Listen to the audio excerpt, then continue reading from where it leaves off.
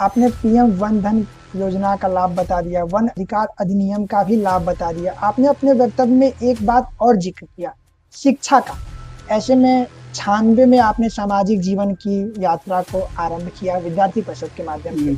97-98 के दौर में एकलव्य मॉडल आवासीय विद्यालय का गठन हुआ, इसका 2018-19 में फिर से एक बार आपकी सरकार ने विस्तार करते हुए ये तय किया कि पूरे देश भर में 728 विद्यालय संचालित किए जाएंगे।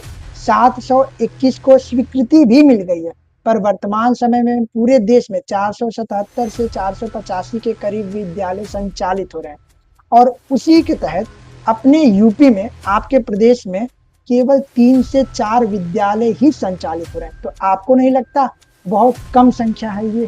श्रद्धेय अटल बिहारी वाजपेयी जी प्रधानमंत्री बने, उनके मन में एक पीड़ा थी, भारत में जनजाति समाज बसता है, उसका नेतृत्व भारत को क्यों नहीं। तो उन्होंने अपने कैबिनेट में जनजाति मंत्रालय का गठन किया और उसके बाद उन्होंने सोचा कि जनजाति समाज के लोग अपना उत्पीड़न समाज का होगा, चाहे कोई उनके साथ दुर्व्यवहार करेगा, चाहे उनके साथ कोई भी दिक्कत होगी, वो कहाँ जाएंगे। इस प्रकार से जनजाति आयोग का भी गठन श्रद्धेय अटल बिहारी वाजपेयी जी ने अपने प्रधानमंत्री रहते हुए किया। आप राजनीति में कैसे आए?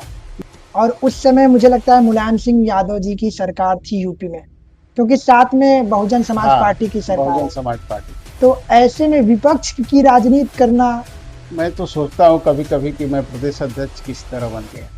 मैं ये काम करता एक गांव से व्यक्ति, मेरे घर में कोई राजनीतिक व्यक्ति नहीं था, मेरे परिवार में कोई राजनीति थी ही नहीं।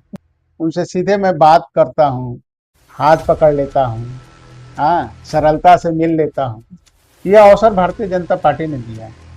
यहाँ पे संगठन महामंत्री आदरणीय सुनील बंसल जी थे, उन्होंने हमको सूचना किया फोन पे। आप तो प्रदेश अध्यक्ष बन गए, ऐसे में अन्य जो लोग आदिवासी समाज से आते हैं उनके नेतृत्व को सुनिश्चित करने के लिए जनजाति मोर्चा भाजपा यूपी में क्या कुछ कर रही है कि वो भी मुख्य धारा में आए?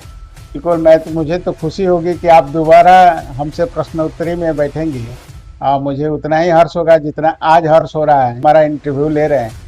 और मुझे वो अवसर मिले कि जब मैं कुछ बनूं तो आप ही इंटरव्यू लें। विधान परिषद के सदस्य थे और मंत्री नहीं रहे सरकार में, लेकिन उनको सीधे राज्यपाल बना दिया गया। वो शपथ नहीं लेने वाले, शपथ दिलाने वाले बन गए। तो इस प्रकार का भारतीय जनता पार्टी ही एक ऐसी पार्टी है कि किसी भी व्यक्ति को किसी भी समाज से उठा के कहीं भी बैठाया जा सकता है। पास के लिए मैं गया था तो उस समय हमारे देश की महामंत्री प्रियंका रावत जी थी और प्रदेश के उपाध्यक्ष जो इस समय बुंदेलखंड के क्षेत्रीय अध्यक्ष हैं प्रकाश पान जी, तो उन्होंने कहा कि तुम अभी पास मांग रहे हो सकता है कि कल तुम ही पास देने लगो, मंत्री बन जाओ।